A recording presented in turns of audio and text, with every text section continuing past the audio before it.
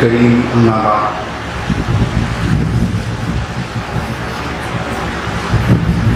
اللہ تعالیٰ نے ہمیں جو دین عطا فرمایا ہے وہ دین فطرت ہے۔ دین فطرت کا مطلب ہوتا ہے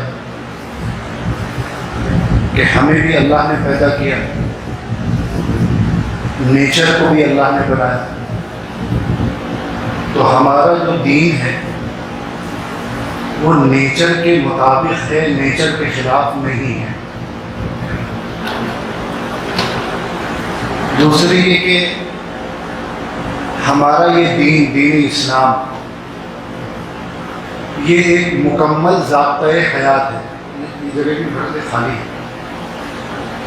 مکمل ضابطۂ حیات ہے۔ مکمل ضابطۂ حیات کا مطلب ہے کہ ایک کمپلیٹ طریقہ زندگی ہے، ایک کمپلیٹ وے آف لائف ہے۔ ایک انسان کی، ایک مسلمان کی زندگی میں جتنی بھی سچویشن آ سکتی ہیں،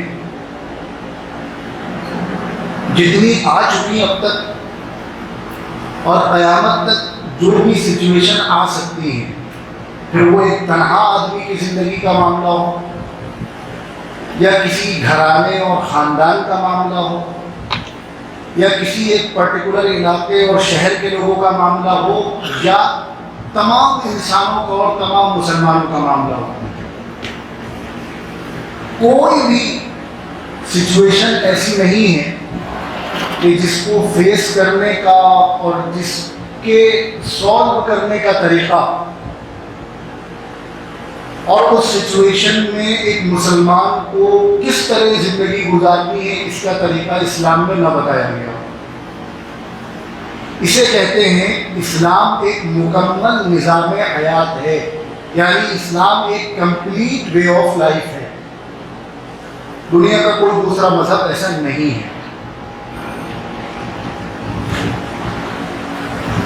جہاں اسلام ہمیں یہ سکھاتا ہے اور اس بات کی تعلیم دیتا ہے کہ تمہارا اپنے خالق سے، اپنے پروردگار سے، اللہ رب العزت سے تمہارا تعلق کیسا ہو، اللہ پر ایمان لانا، اللہ سے محبت رکھنا، اللہ سے ڈرنا، اللہ جو چیزیں اللہ کے لیے ہیں ان میں کسی اور کو شریک نہ کرنا، اور پھر اللہ کی عبادت کرنا، اس سے مانگنا، اس کے سامنے سجدہ کرنا، اس کی بڑائی بیان کرنا، اور جو کام کرنے کو بتلائے گئے ہیں، نماز پڑھنا، روزہ رکھنا، حج کرنا، زکوٰۃ دینا، تلاوت کرنا، صدقہ خیرات کرنا،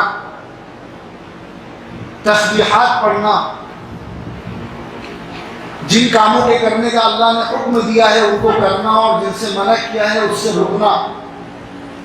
تو اللہ کے ساتھ ہمارا معاملہ کیسا ہونا چاہیے، اسلام نے ہمیں یہ بھی سکھایا ہے۔ اور دنیا کے لوگوں میں جن کے ساتھ تم رہتے ہو ان کے ساتھ تمہارے معاملات کیسے ہونے چاہیے، ماں باپ کے ساتھ معاملات کیسے ہونے چاہیے۔ فرمایا گیا کہ باپ کی رضا میں اللہ کی رضا ہے، باپ کی ناراضگی میں اللہ کی ناراضگی ہے۔ ایک صحابی کے سوال کے جواب میں فرمایا کہ سب سے زیادہ حق تمہاری ماں کا ہے۔ قرآن کہہ رہا ہے کہ اپنے ماں باپ کو جب وہ بوڑھے ہو جائے تو اف تک مت کہو، ان کا احترام کرو۔ اگر وہ گناہ کا بھی حکم دیں تب بھی ان کی بات تو نہیں ماننا ہے گناہ کے معاملے میں، لیکن ادب و احترام میں کمی نہیں آنی چاہیے۔ ان کے ساتھ بھلائی کا معاملہ کرو۔ اولاد کے لیے اللہ کے رسول صلی اللہ علیہ وسلم فرما رہے ہیں کہ اولاد کا حق ہے والدین پر، اولاد کی تربیت کرنا اور اس کی اچھی تعلیم دلانا، اچھی پرورش کرنا، یہ والدین کی ذمہ داریوں میں سے ہے۔ بیٹی کے بارے میں فرمایا کہ جس شخص کو اللہ نے 2 بیٹی عطا فرمائی، اس نے اچھی تعلیم دلائی، اچھی پرورش کی، اچھی جگہ شادی کی تو وہ جنت میں جائے گا۔ بیوی کے بارے میں فرمایا کہ گھر والوں کے ساتھ اچھا معاملہ کرو، تم میں سے بہتر وہ ہے جو اپنے گھر والوں کے ساتھ بہتر ہو۔ گھر والوں سے مراد بیوی بچوں کے ساتھ بہتر ہو۔ اسی طرح بڑوں کے بارے میں فرمایا، بڑوں اور چھوٹوں کے بارے میں، تم میں سے جو اپنے بڑوں کا ادب نہ کرے اور اپنے چھوٹوں پر شفقت نہ کرے وہ ہم میں سے نہیں ہے۔ گھر والوں کے حقوق، پڑوسیوں کے حقوق، رشتہ داروں کے حقوق تفصیل کے ساتھ قرآن نے اس کو بیان کیا ہے اور احادیث نے اس کو بیان کیا ہے۔ اسی طرح رشتہ داری کے دائرے سے ہٹ کر عام مسلمانوں کے بارے میں شریعت نے ہمیں یہ تعلیم دی کہ تمہارا دوسرے مسلمانوں کے ساتھ معاملہ کیسا ہونا چاہیے۔ اللہ کے نبی نے فرمایا کہ سارے مسلمان ایک جسم کی مانند ہیں، جیسے جسم کے کسی ایک حصے کو تکلیف پہنچتی ہے تو پورا جسم اس تکلیف کو برداشت کرتا ہے، ایسا ہی مسلمان پورے ایک جسم کی طرح ہے۔ کسی ایک جگہ کا مسلمان پریشان ہو تو اس کی تکلیف کو، اس کو پریشانی کو سارا مسلمان محسوس کرے۔ فرمایا گیا تم میں سے کوئی شخص اس وقت تک مومن نہیں ہو سکتا جب تک اس کے ہاتھ اور اس کی زبان سے دوسرا مسلمان محفوظ نہ ہو۔ تو رشتہ داری سے ہٹ کر، تعلقات سے ہٹ کر اجنبی مسلمان کے بارے میں یہ حکم دیا گیا۔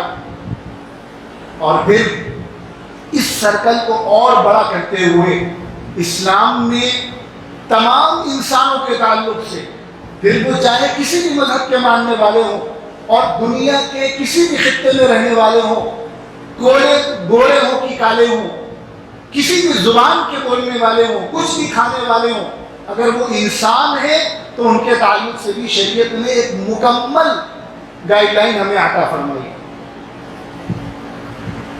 ہمارے لیے اسلام کے اس چیپٹر کو جاننا اور سمجھنا کہ دوسرے انسانوں کے ساتھ جو دوسرے مذہب کے ماننے والے ہیں ہمارا ایٹیٹیوڈ، ہمارا رویہ کیا ہونا چاہیے اور ان کے ساتھ ملی جلی آبادی میں ہمارے رہنے کا کیا طریقہ ہونا چاہیے، یہ سمجھنا ہمارے لیے بے انتہا ضروری ہے، کیونکہ ہم ایک ایسے ملک میں رہ رہے ہیں جہاں بہت سارے مذاہب کے ماننے والے رہتے ہیں اور ایک ساتھ رہتے ہیں۔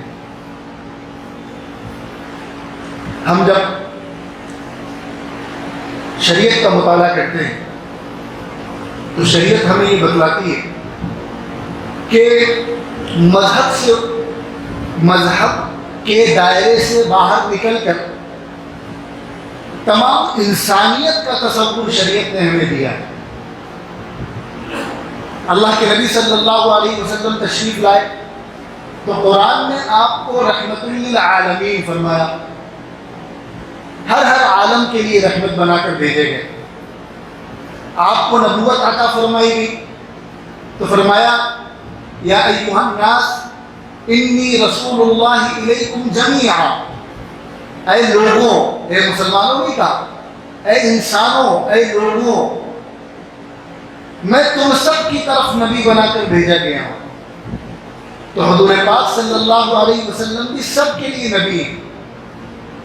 قرآن نے اس کو بیان کرتے ہوئے کہا یا ایھا الناس انا خلقناکم من ذکر و انثی، یہاں بھی مسلمان کہہ کر ایڈریس نہیں کیا گیا، یا ایھا الناس کہا گیا، اے لوگوں، اے تمام انسانوں، انا خلقناکم من ذکر و انثی، ہم نے تمہیں ایک مرد اور ایک عورت سے پیدا کیا ہے، وجعلناکم شعوبا وقبائل لتعارفوا، اور تم کو ذات اور برادریوں میں تمہارے درمیان رکھی تاکہ تمہارا انٹروڈکشن ہو سکے، تمہارا تعارف ہو سکے، پہچان ہو سکے۔ ان اکرمکم عند اللہ اتقاکم، یاد رکھنا اللہ کے نزدیک بہتر وہ ہے جو تم میں تقوی اختیار کرنے والا ہو۔ حجۃ الوداع فتح مکہ کے بعد، مکہ کے فتح ہونے کے بعد خانہ کعبہ کی چوکھٹ پر کھڑے ہو کر جناب رسول اللہ صلی اللہ علیہ وسلم نے جو خطبہ ارشاد فرمایا اس کا ایک پیراگراف اور ایک لائن یہ تھی، فرمایا یا ایھا الناس ان ربکم واحد وان اباکم واحد، تمہارا رب ایک ہے، تمہارا پروردگار ایک ہے اور تمہارے باپ بھی ایک ہیں۔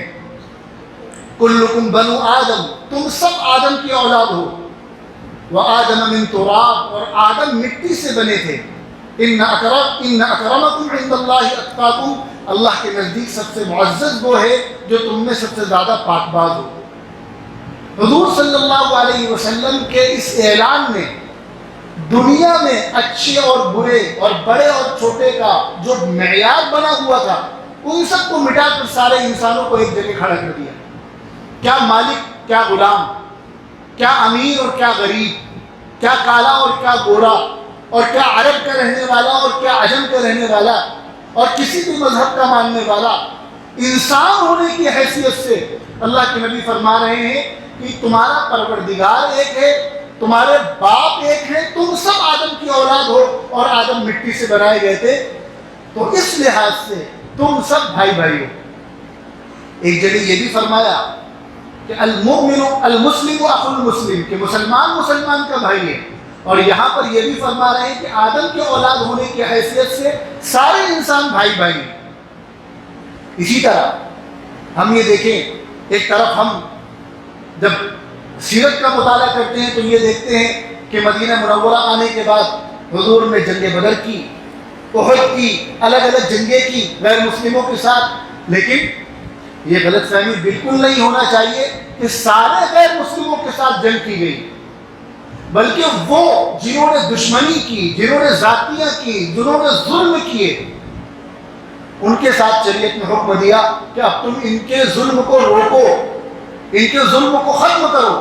اور جو لوگ ظلم نہیں کرتے، جو لوگ ذاتی نہیں کرتے، اور جو لوگ مسلمانوں کے ساتھ رہتے ہیں، کسی طرح کی ذاتی نہیں کرتے، ان کے لیے قرآن کیا کہہ رہا ہے؟ لا ينهاكم الله عن الذين لم يقاتلوكم في الدين ولم يخرجوكم من دياركم. اللہ تم کو منع نہیں کرتا ان لوگوں سے جو تم سے لڑے نہیں، یعنی ایک طرف لڑنے کا حکم دیا جا رہا ہے ان لوگوں کے خلاف جو ظلم کر رہے ہیں، ذاتی کر رہے ہیں، اور جنہوں نے ظلم ذاتی نہیں کی ان کے ساتھ لڑنے کا حکم نہیں دیا جا رہا. بلکہ آگے کیا فرمایا گیا کہ ایسے لوگوں سے اگر تم لڑائی نہیں کرتے ہو جنہوں نے تم سے لڑائی نہیں کی، تو پھر اللہ تمہیں اس سلسلے میں ان سے لڑنے کا حکم نہیں دیتے. جن لوگوں نے تمہیں گھروں سے نہیں نکالا اور تمہارے ساتھ ذاتی نہیں کی، آگے کیا فرمایا؟ ان تبروہم وتقسطوا الیہم ان اللہ یحب المقسطین. ایسے لوگوں کے ساتھ بھلائی کا معاملہ کرو، ایسے لوگوں کے ساتھ انصاف کا معاملہ کرو. ایک بہت بڑے مفسر قرآن ہیں علامہ شبیر احمد عثمانی رحمۃ اللہ علیہ، وہ اس آیت کی تفسیر میں لکھتے ہیں کہ مکے میں کچھ لوگ ایسے بھی تھے جو مسلمان نہیں ہوئے تھے لیکن مسلمانوں کے ساتھ دشمنی بھی نہیں رکھتے تھے، تو ان کے ساتھ شریعت نے بھلائی کرنے کا معاملہ کیا، ان کے ساتھ خوش اخلاقی کا شریعت نے حکم دیا، ان کے ساتھ نرمی سے پیش آنے کا حکم دیا. اور اسلامی تعلیم یہ ہے کہ اگر کوئی قوم، کوئی ایک طبقہ تمہارے ساتھ ذاتی کر رہا ہے، دشمنی کر رہا ہے، تو اس کا مطلب یہ نہیں ہے کہ تم سب کو ایک لاٹھی سے ہانکنا شروع کر دو. بلکہ علامہ ابو بکر جساس ایک بڑے عالم گزرے، وہ فرماتے ہیں کہ غیر مسلموں کے ساتھ بھلائی کا جو حکم دیا گیا ہے اس میں فرمایا گیا کہ اسلامی حکومت میں اگر غیر مسلم رہ رہے ہیں تو ان کو صدقہ بھی دیا جا سکتا ہے. یہ بھلائی کے معاملے کا مطلب. تو غیر مسلموں کے ساتھ شریعت نے رواداری کی، ان کے ساتھ ہمدردی کی، ان کے ساتھ خوش اخلاقی کی جو تعلیم دی ہے اسے جناب رسول اللہ صلی اللہ علیہ وسلم نے کر کے دکھایا ہے. 20 احادیث ایسی ہیں جن میں رسول اللہ صلی اللہ علیہ وسلم کا غیر مسلموں کی دعوت کو قبول کرنا اور ان کی دعوت میں جانا یہ احادیث سے ثابت ہے. 20 احادیث ایسی موجود ہیں. اسی طرح جب رسول اللہ صلی اللہ علیہ وسلم مدینہ منورہ تشریف لائے تو آپ نے بہت سارے کاموں کے ساتھ جو ایک معاہدہ تیار کیا، میں نے پچھلے جمعہ کو اس کا تذکرہ کیا تھا، جسے چیپٹر آف مدینہ کہا جاتا ہے، میثاق مدینہ کہا جاتا ہے. اس میں ایک بہت اہم پوائنٹ یہ تھا کہ مدینہ میں ظاہر ہے جب مسلمان ہجرت کر کے مدینہ تشریف لائے تو اس وقت مدینہ میں صرف مسلمان نہیں رہتے تھے، مسلمانوں کے ساتھ یہودی بھی تھے اور مشرکین بھی تھے. لیکن جب حضور تشریف لائے تو آپ نے یہ ضابطہ بنایا کہ سب کو اپنے اپنے مذہب پر عمل کرنے کی اجازت ہوگی، لیکن ملکی حیثیت سے بھائی بھائی بن کر رہیں گے، اور اگر باہر سے کوئی مدینے پر حملہ آور ہوا تو سب مل کر مدینے کی طرف سے لڑیں گے، چاہے وہ کسی بھی مذہب کے ماننے والے ہوں۔ اسی طرح عام غیر مسلموں کے تعلق سے شریعت نے ان کے کپڑے اور برتن استعمال کرنے کی اجازت دی، ان کے ساتھ کھانا کھانے کی اجازت دی ہے، ان کی عیادت کرنا، غیر مسلم اگر بیمار پڑ جائے تو اس کی عیادت کرنا، اگر انتقال کر جائے مر جائے تو تعزیت میں جانا، یہ شرعی احکامات میں سے شامل ہے، مسلمانوں کو اس کا حکم دیا گیا ہے۔ اسی طرح غیر مسلموں کے مسجد میں داخلے ہونے پر کوئی پابندی نہیں لگائی گئی۔ دنیا آج ٹھیک ہے، جس کی لاٹھی اس کی بھینس، آج تماشے چل رہے ہیں، یہاں نہیں آنے دیں گے، یہاں نہیں آنے دیں گے، لیکن اسلام میں اس طرح کی کوئی پابندی نہیں ہے۔ صرف مسجد حرام کو چھوڑ کر کہیں بھی غیر مسلم کے جانے پر پابندی نہیں لگائی گئی، اور اس کے پیچھے بھی حکمت ہے۔ غیر مسلم مسجد آ سکتے ہیں، مسجد میں قیام کر سکتے ہیں، رک سکتے ہیں، اور جناب رسول اللہ صلی اللہ علیہ وسلم کی حیات میں، آپ کی زندگی ہمارے لیے آئیڈیل ہے، آپ کی زندگی میں عیسائیوں کا ایک ڈیلیگیشن آیا تو آپ نے ان کو مسجد میں ٹھہرایا۔ اسی طرح غیر مسلموں کے ساتھ حضور صلی اللہ علیہ وسلم کے تجارتی تعلقات بھی تھے، بزنس بھی تھا، اور کبھی اس پر کوئی اختلاف نہیں رہا، حتیٰ کہ غیر مسلموں کے ساتھ رواداری اور ان کے ساتھ ہمدردی کا آپ اس بات سے اندازہ لگائیں کہ خنزیر جس کا ایک پارٹ بھی مسلمانوں کے لیے حلال نہیں، ایک اتنا سا حصہ بھی مسلمانوں کے لیے حلال نہیں ہے، اسلامی حکومت میں غیر مسلموں کے لیے اس کی تجارت کی اجازت دی گئی، اندازہ لگایا۔ اسی طرح یہ تو عام حالات کی بات ہو گئی، جب صحابہ کرام کا وفد جا رہا ہے ایک غیر مسلم ملک میں جنگ کرنے کے لیے، تو جناب رسول اللہ صلی اللہ علیہ وسلم ان کو جو ہدایات جاری فرما رہے ہیں ان میں یہ بات کہہ رہے ہیں، دیکھو وہاں جانا تو ان کی عبادت گاہوں پر حملہ مت کرنا، ان کی عبادت گاہوں پر حملہ مت کرنا، اور ساتھ یہ بھی فرمایا بوڑھوں پر حملہ مت کرنا، عورتوں پر مت کرنا، ہرے بھرے درختوں کو مت ضائع کرنا، جانوروں پر حملہ مت کرنا۔ یہ جناب رسول اللہ صلی اللہ علیہ وسلم کی وہ تعلیمات ہے کہ رہتی دنیا تک آپ کو دوسری جگہ نہیں ملیں گی۔ ایک جگہ پر جناب رسول اللہ صلی اللہ علیہ وسلم نے پڑوسیوں کے حقوق بتلاتے ہوئے 3 مرتبہ قسم کھا کر فرمایا کہ تم وہ شخص مسلمان نہیں جس کے شر سے اس کا پڑوسی محفوظ نہ ہو۔ اس میں اس کی قید نہیں ہے کہ پڑوسی مسلمان ہے کہ غیر مسلم ہے، 3 مرتبہ حضور نے فرمایا کہ وہ شخص مومن نہیں، وہ شخص مومن نہیں، وہ شخص مومن نہیں کہ جس کے شر سے اس کا پڑوسی محفوظ نہ ہو۔ پڑوسی گھر کا بھی ہو سکتا ہے، پڑوسی محلے کا بھی ہو سکتا ہے، پڑوسی شہر کا بھی ہو سکتا ہے۔ ہم جاجموں میں رہ رہے ہیں یا ہم اشرف آباد میں رہ رہے ہیں، اگر ہمارے پڑوس کے محلے میں غیر مسلم آباد ہے تو وہ ہمارے پڑوسی ہیں۔ ہم جاجموں میں رہ رہے ہیں، اگر گنگا کے پاس غیر مسلم رہ رہے ہیں تو وہ ہمارے پڑوسی ہیں۔ اسی طرح اگر ہم سفر میں جا رہے ہیں، ہماری ٹرین میں ایک برتھ ہے اور سامنے والی برتھ میں غیر مسلم ہے تو وہ ہمارا پڑوسی ہے۔ بس میں جا رہے ہیں تو ہماری بغل والی سیٹ پر کوئی غیر مسلم بیٹھا ہے تو وہ ہمارا پڑوسی ہے۔ اگر ایک محلے میں رہ رہے ہیں تو وہ پڑوسی ہیں، ان کے ساتھ ہمدردی کرنا، ان کے دکھ درد میں شریک ہونا، ان کے خوشی غمی میں شریک ہونا، ان کے ساتھ بھلائی کا معاملہ کرنا، ان کی ضرورت پوری کرنا، یہ اسلام کی تعلیمات کا حصہ ہے، احکامات ہیں اسلام کے اس سلسلے میں۔ اور پھر جب ہم حضور صلی اللہ علیہ وسلم کی سیرت کو دیکھتے ہیں کہ خود حضور نے ہمیں پریکٹیکل کیا نمونہ دیا ہے۔ ایک مرتبہ حضور صلی اللہ علیہ وسلم تشریف فرما تھے، ایک غیر مسلم کا جنازہ جا رہا، غالباً یہودی تھا یا کسی اور مذہب کا ماننے والا رہا ہوگا، تو اس کا جنازہ دیکھ کر حضور کھڑے ہو گئے۔ ہمارے ساتھ بھی کئی مرتبہ ایسے معاملات آئے ہوں گے کہ ہم راستے میں جا رہے ہیں، کسی کی وہ جا رہی ہے، جنازہ جا رہا ہے غیر مسلم کا، آپ کھڑے ہو گئے تو بعض صحابہ کرام نے پوچھا کہ حضور یہ تو یہودی ہے، آپ نے فرمایا کیا انسان نہیں ہے؟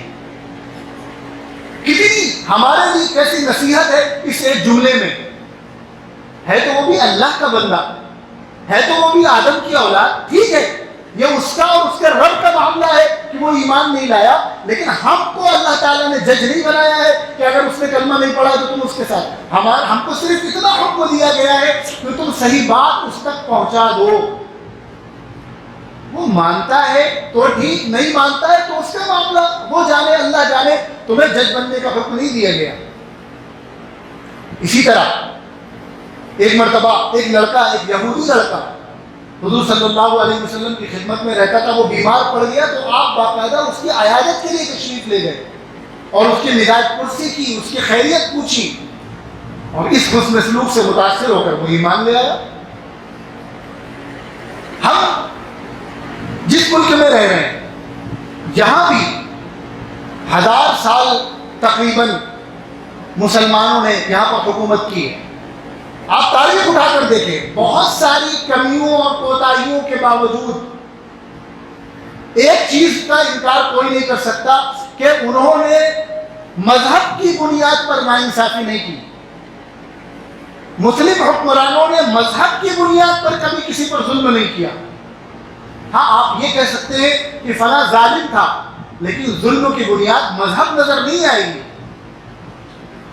ظالم تھا تو پھر مسلمانوں کے لیے بھی ظالم تھا، اور اگر اچھا تھا تو سب کے لیے اچھا تھا. مذہب کی بنیاد پر ظلم نہیں کیا گیا. اور اسی لیے آپ کئی بڑے مسلمان بادشاہوں کے نام اٹھا کر دیکھیں تو ان کی بڑی بڑی منسٹری میں بہت اہم پوسٹ پر آپ کو غیر مسلم اور ہندو نظر آئیں گے. پوری تاریخ بڑی پڑی ہے اس سے. مسلمان جہاں رہے غیر مسلموں کے ساتھ اچھے اخلاق کے ساتھ رہے، اور اسلام کے پھیلنے کا سب سے بڑا ذریعہ یہی بنا. اللہ تعالیٰ نے اسلام کے اندر ایک ایسی کشش رکھی ہے کہ کوئی بھی صحیح اسلام کو دیکھ کر اس سے امپریس ہوئے بغیر نہیں رہ پاتا. کتنا بھی دل میں نفرت رکھنے والا ہو اور کتنا بھی اسلام سے بغض رکھنے والا ہو، لیکن اس کے سامنے جب صحیح اسلام پہنچتا ہے تو اس کا دل نرم ہوتا ہے. اس ملک میں تھوڑے سے مسلمان آئے اور غیر مسلموں کے بیچ میں رہے. آج اگر 20 کروڑ موجود ہیں تو یہ کس طرح ہوئے ہیں؟ اس کو زبردستی سے کہا گیا گردن پہ تلوار رکھی کہ تم اسلام قبول کرو؟ نہیں. یہاں کے رہنے والے جو لوگ تھے، جو ظلم، جن پر ان کی اپنی کمیونٹی نے ظلم کر رکھا تھا، صدیوں سے جو ظلم چلا آ رہا تھا ذات کی بنیاد پر، نسل کی بنیاد پر، کہ یہ سر سے پیدا ہوئے ہیں اور یہ ہاتھ سے ہوئے ہیں اور یہ کمر سے ہوئے ہیں اور یہ پیر سے پیدا ہوئے ہیں، یہ جو ظلم چلا آ رہا تھا اور یہ نسلی برتری جو چلی آ رہی تھی، اس ظلم کی چکی میں وہ پس رہے تھے. اور جب اسلام آیا اور مسلمان آئے اور جب انہوں نے دیکھا کہ یہاں تو اس طرح کی کوئی چیز نہیں ہے، یہاں تو انسان ہونے کی حیثیت سے سب کا احترام کیا جاتا ہے، سب کو عزت دی جاتی ہے، سب ایک پلیٹ میں کھانا کھا لیتے ہیں، ایک گلاس میں پانی پی لیتے ہیں، ایک ساتھ رہ لیتے ہیں، ایک دوسرے کا سامان استعمال کر لیتے ہیں. جب انہوں نے یہ اسلامی تعلیمات دیکھی اور مسلمانوں کے اخلاق دیکھے تو پھر انہوں نے اسلام قبول کرنے پر مجبور ہوئے. یہ اسلامی تاریخ ہے جو ہمارے ماتھے کا جھومر ہے. ہم آج کی اپنی تاریخ میں دیکھ لیں، ہمارے قریب کے بزرگوں میں، میں آپ کو 3 بزرگوں کے 2-3 واقعات سناتا ہوں. ایک بزرگ ہیں، بہت بڑے عالم ہیں، علامہ عطا اللہ شاہ بخاری رحمۃ اللہ علیہ. ابھی یہ 50-60 سال پہلے، 70 سال پہلے کے بزرگوں میں. کھانے کا دسترخوان لگا، کھانا کھانے بیٹھے تو جو صفائی کرنے والا جمعدار آتا تھا وہ کھڑا ہوا ہے کونے میں. آپ نے کہا تم کھانا کیوں نہیں کھا رہے، چلو ادھر آؤ. وہ عیسائی مذہب کا ماننے والا تھا. آپ ذرا تصور کریں، ہمارے لیے بیان کرنا کتنا آسان ہے، اور وہ آنے کو تیار نہیں، ڈر رہا ہے وہ. آپ نے زبردستی اس کو بلایا، اپنی پلیٹ میں اس کو کھانا کھلایا، اپنے ہاتھ سے اس کو لقمہ کھلایا. اور اگر میری یادداشت کام کر رہی ہے، میں نے پڑھا ان کے واقعات میں یہ واقعہ کہ ایک لقمہ بنایا، اس کو کھلایا، آدھا اس میں کاٹا اور آدھا خود کھا لیا. ایک صفائی کرنے والا جو ہے، آپ سوچیے اس کے دل پہ کیا اثر ہوا ہوگا. وہ یہاں سے تو چلا گیا، کئی دن تک نہیں آیا. اب لوگ پریشان کہ کیا بات ہو گئی، بیمار ہے؟ یا کئی دنوں کے بعد اپنے بیوی بچوں کے ساتھ آیا شاہ صاحب کے پاس، کہنے لگا کہ مجھے کلمہ پڑھا کر مسلمان کر لیجیے۔ یہ کوئی 1000 سال پرانا واقعہ نہیں۔ ہمارے بزرگوں میں ایک بہت بڑا نام ہے مولانا حسین احمد مدنی رحمۃ اللہ علیہ، مولانا محمود مدنی کے دادا اور مولانا ارشد مدنی کے والد، ٹرین میں سفر کر رہے ہیں۔ دارالعلوم دیوبند کے شیخ الحدیث ہیں، حدیث کی سب سے بڑی کتاب بخاری جو پڑھاتے ہیں انہیں شیخ الحدیث کہا جاتا ہے، اور وہ موسٹ سینئر استاد ہوتے ہیں۔ اسی طرح وہاں کے صدر مدرس یعنی پرنسپل بھی ہیں، جمعیت علماء کے صدر بھی ہیں، اور بزرگوں میں ایک بہت بڑا نام ہے مولانا حسین احمد مدنی، وہ ہے جنہوں نے 18 سال مسجد نبوی میں روضہ رسول کے سامنے بیٹھ کر حدیث پڑھائی ہے۔ 18 سال ٹرین میں سفر کر رہے ہیں، سامنے والی برتھ میں ایک سردار جی بیٹھے ہیں۔ اب مولانا یہ دیکھ رہے ہیں کہ ذرا پریشان نظر آ رہے ہیں، بار بار اٹھتے ہیں، جاتے ہیں، پھر واپس آ کر بیٹھ جاتے ہیں، پھر جاتے ہیں، پھر واپس آ کر بیٹھ جاتے ہیں، پریشان ہیں، ٹہل رہے ہیں۔ مولانا بھاگ گئے کہ انہیں کوئی تقاضا ہے، خاموشی سے اٹھے، جا کر دیکھا تو استنجا خانہ گندا پڑا ہوا تھا، ٹرین کا ٹوائلٹ گندا تھا۔ مولانا حسین احمد مدنی اس ٹرین کے ٹوائلٹ کی صفائی کرتے ہیں، اور پورا صاف کرنے کے بعد آ کر سردار جی سے کہتے ہیں آپ چلے جائیے، میں نے صاف کر دیا۔ ذرا تصور کیجئے، کیا ہم کر پائیں گے؟ ہمارے پڑوس میں باندھا ہے، مولانا صدیق صاحب رحمۃ اللہ علیہ کا نام کس نے نہیں سنا ہوگا۔ اس پورے علاقے کو انہوں نے خالی اپنے اخلاق سے فتح کیا ہے۔ ان کی تاریخ اٹھا کر دیکھیے، یہ لوگ ہمارے لیے آئیڈیل ہیں۔ بندیل کھنڈ کا وہ علاقہ جہاں پتھر دل غیر مسلم رہتے تھے، اس پورے علاقے کو موم کیا ہے مولانا صدیق رحمۃ اللہ علیہ نے۔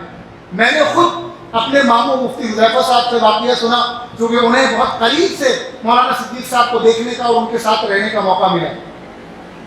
کہنے لگے ایک مرتبہ حضرت نے ہم لوگوں کو بلایا کہ ہتھورا میں ایک غیر مسلم بچی تھی جس کی شادی کسی دوسرے گاؤں میں کہیں اور ہوئی تھی، تو اس کے سسرال والے آنے والے تھے۔ بارش کا موسم تھا اور ظاہر ہے پکی زمین تو ہوتی نہیں تھی آج کی طرح ڈامر کی یا RCC کی، مٹی کی زمین تھی، تو برسات کے موسم میں کیچڑ بہت ہو جاتا تھا، گاڑی یا بیل گاڑی نکلنا مشکل ہوتا تھا، اس میں بیل پھنس جایا کرتے تھے کیچڑ میں۔ تو حضرت نے ہم کچھ شاگردوں کو بلایا اور بتلایا کہ دیکھو میرے کچھ بہت خاص مہمان آنے والے ہیں، تم لوگوں کو یہ کرنا ہے کہ ان کی بیل گاڑی کو دھکا لگا کر اس کیچڑ میں گھر تک پہنچانا ہے۔ آنے والے کون ہیں؟ ٹھاکر صاحب ہیں، غیر مسلم ہیں، وہ گاڑی میں بیٹھے ہیں، اور مدرسے میں قرآن پڑھنے والے بچے، دین پڑھنے والے بچے، ان سے آپ کیا فرما رہے ہیں کہ ان کی گاڑی کو اس کیچڑ میں جہاں اچھے اچھے خاصے پیر دھس رہے ہوں تمہیں دھکا لگا کر گھر تک پہنچانا ہے۔ حضرت کا حکم تھا، کیا ہم لوگوں نے۔ بعد میں پوچھا حضرت معاملہ سمجھ میں نہیں آیا، آپ نے کیوں اتنا اہتمام کیوں کیا؟ وہ تو ہمیں لگا کہ آپ کے کوئی مہمان آ رہے تو کوئی مولانا آ رہے ہوں گے۔ یہ میں خود کہہ رہا ہوں، انہوں نے یہ نہیں کہا، یعنی کوئی آپ کے مہمان ہیں تو کوئی خاص ہوں گے، آپ کے رشتے دار ہوں گے، لیکن یہ سب تو غیر مسلم ہے۔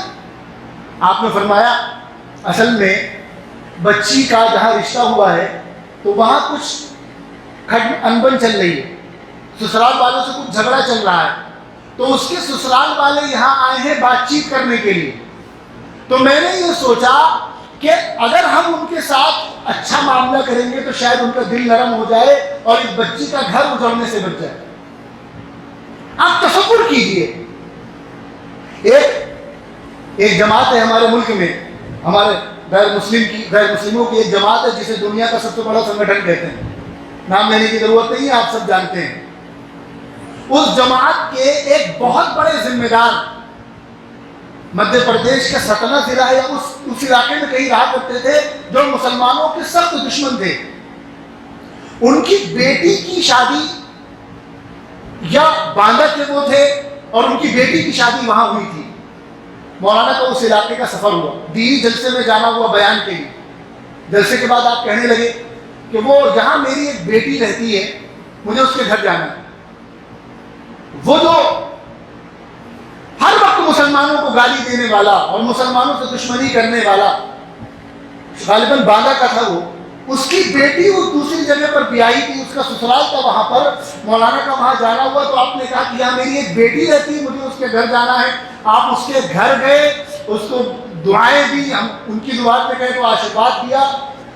مولانا کے اس عمل سے وہ اتنا متاثر ہوا کہ آ کر ہتھوڑا میں پیروں میں پڑ گیا اور ہمیشہ کے لیے مولانا کا مرید ہو گیا.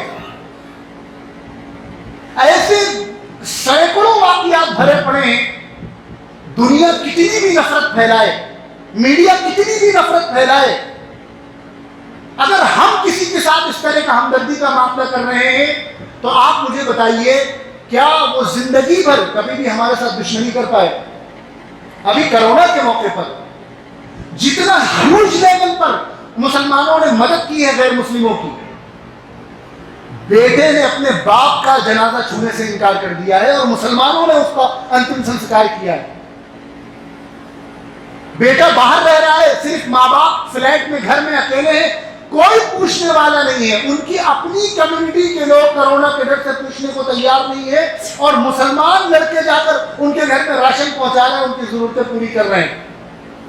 دنیا ایڑی چوٹی کا زور لگا دے لیکن ایسے لوگوں کے دلوں میں کبھی بھی نفرت پیدا نہیں کر پائے. اسلام نے ہمیں اپنی حکومت بنانے کے لیے نہیں بھیجا ہے. اسلام نے ہمیں صرف اپنے حقوق کا مطالبہ کرنے کے لیے نہیں بھیجا ہے. ہم اس دنیا کے لیے نہیں ہیں، ہم جنت کے لیے ہیں، ہم آخرت کے لیے ہیں. ہمارے ساری آسانیاں، سارا آرائش اور سارا آرام جنت میں ملے گا، دنیا میں نہیں ملے گا. دنیا میں تو ہمیں بھیجا گیا ہے اللہ کے حقوق ادا کرنے کے ساتھ ساتھ انسانوں کے حقوق ادا کرنا، ان کے ساتھ بھلائی کا معاملہ کرنا، ہمدردی کا معاملہ کرنا، ان کا دل جیتنا. قرآن نے کہا ہے کنتم خیر امت، تم بہترین امت ہو اور تمہاری ذمہ داری یہ ہے اخرجت للناس کہ تمہیں انسانوں کو فائدہ پہنچانے کے لیے بھیجا گیا ہے. آج جس ملک میں ہم رہ رہے ہیں ایک طبقہ ہے جو اپنے سیاسی فائدے کے لیے ہمارے درمیان نفرت پیدا کرنا چاہتا ہے، غیر مسلموں کے دلوں میں نفرت پیدا کرنا چاہتا ہے. اور ہم مسلمانوں میں ایسے لوگ تیار کیے جاتے ہیں کبھی لالچ دے کر اور کبھی ڈرا کر، جن کا استعمال کیا جاتا ہے کہ مسلم نوجوانوں کے دل و دماغ میں بھی غیر مسلموں کے تعلق سے نفرت پیدا ہو. میں اپنے خاص طور پر نوجوانوں سے کہنا چاہتا ہوں جو سوشل میڈیا استعمال کرتے ہیں، ان سے کہنا چاہتا ہوں آپ اپنے سوشل میڈیا کو نفرت کے لیے استعمال نہ کریں، محبت کے لیے استعمال کریں. آج بھی ہندوستان کی میجورٹی، میں پورے اطمینان کے ساتھ کہہ رہا ہوں، غیر مسلموں کی میجورٹی وہ ہے جو نفرت کو پسند نہیں کرتی ہے، جو نفرت کی سیاست کو پسند نہیں کرتی ہے. اور میں نے جب ابھی وقف بورڈ کا مسئلہ چل رہا تھا تو میں نے یہ بات عرض کی تھی، رات کو 2:30 اور 3 بجے تک اس ملک کی پارلیمنٹ میں 250 سے زائد ممبران پارلیمنٹ نے آپ کے وقف بورڈ کے لیے آپ کے حق کی جنگ لڑی ہے. اس میں کتنے مسلمان رہے ہوں گے؟ 200 سے زیادہ تو سب غیر مسلم تھے. اور مسلمانوں پر جو ظلم اور زیادتی ہو رہی ہے اس پر جتنے مسلمان اس کے خلاف نہیں بول رہے ہیں اس سے زیادہ غیر مسلم بول رہے ہیں. ہماری اپروچ یہ ہونی چاہیے، ہماری سوچ یہ ہونی چاہیے کہ حالات کی وجہ سے کسی کی دشمنی کو دیکھ کر ہمیں اپنے معاملات طے نہیں کرنے ہیں. ہمارے معاملات کیا ہونے چاہیے، ہمارا طریقہ کیا ہونا چاہیے اور غیر مسلموں کے ساتھ ہمارا ایٹیٹیوڈ کیا ہونا چاہیے، یہ آج سے ہمیں 1450 سال پہلے قرآن نے بتلا دیا ہے، رسول اللہ نے بتلا دیا ہے. اب حالات کی وجہ سے احکامات بدلنے والے نہیں ہیں، حکم بدلنے والا نہیں ہے. ہم جاجمو جائیں گے مسلم میجورٹی علاقہ ہے، لیکن ہندوستان کے مسلمانوں کی 75% پاپولیشن مکس آبادی میں رہتی ہے اور غیر مسلم میجورٹی علاقوں میں رہتی ہے. ہماری یہ ذمہ داری ہے جو مسلم میجورٹی علاقوں میں رہنے والے مسلمان ہیں کہ ہم اپنی باتوں سے، اپنے بیانات سے، اپنی حرکتوں سے ان مسلمانوں کے لیے زحمت نہ بنے جو غیر مسلم میجورٹی علاقوں میں رہتے ہیں. ہم تو مسلم علاقے میں رہ رہے ہیں، 90% سے زیادہ مسلمان ہیں، ہمیں یہاں کوئی ڈر نہیں ہے، کوئی ہمارے گھر پہ حملہ کرنے نہیں آ رہا، کوئی ہماری مسجدوں پہ حملہ کرنے نہیں آ رہا ہے، ہماری بہن بیٹیوں کی عزتیں محفوظ ہیں. تو ہمارے دماغ اتنے خراب ہو جاتے ہیں کہ پھر ہم الٹے سیدھے بیانات دینا شروع کر دیتے ہیں. اور جو اسٹیج پر کھڑے ہو کر یہ بات کرے کہ ہم یہ کر دیں گے اور وہ کر دیں گے اور 15 منٹ میں یہ کر دیں گے، ایسے لوگ ہمارے لیڈر بن جاتے ہیں۔ ہم ان مسلمانوں کے بارے میں کیوں نہیں سوچتے جو 100 مسلمان 1000 غیر مسلموں کے بیچ میں رہ رہے ہیں کہ ہمارے اس ایٹیٹیوڈ سے ان کو کس نفرت کا سامنا کرنا پڑتا ہے۔ لہذا آج کے ہندوستان میں ہماری سوچ بالکل کلیئر ہونی چاہیے، ہم نفرت کا جواب نفرت سے نہیں دے سکتے، یہ ہماری اسلامی تعلیمات کے خلاف ہے۔ ہاں اگر ہمیں اللہ اور اس کے رسول کی بات ماننا ہے تو، اگر ہمیں اپنے دل کی ماننا ہے، اپنی بھڑاس نکالنا ہے تو پھر جو چاہے کریں، اللہ مالک ہے، لیکن مرنے کے بعد سب کو دنیا سے جانا ہے۔ جس طرح نماز روزے کا حساب ہوگا اس طرح اس کا بھی سوال ہوگا کہ تم نے اپنی حرکتوں سے غیر مسلموں کو اسلام سے دور کیا تھا یا اسلام کے قریب کیا تھا۔ اللہ تعالیٰ آج کے ہندوستان میں تمام مسلمانوں کو اس حقیقت کو سمجھ کر اپنی زندگی گزارنے کی توفیق عطا فرمائے، اور زبان سے آگے بڑھ کر اپنے عمل سے غیر مسلموں کے سامنے اسلام کا نمونہ پیش کرنے اور ان کو دعوت دینے کی توفیق عطا فرمائے۔ سنتے ہیں۔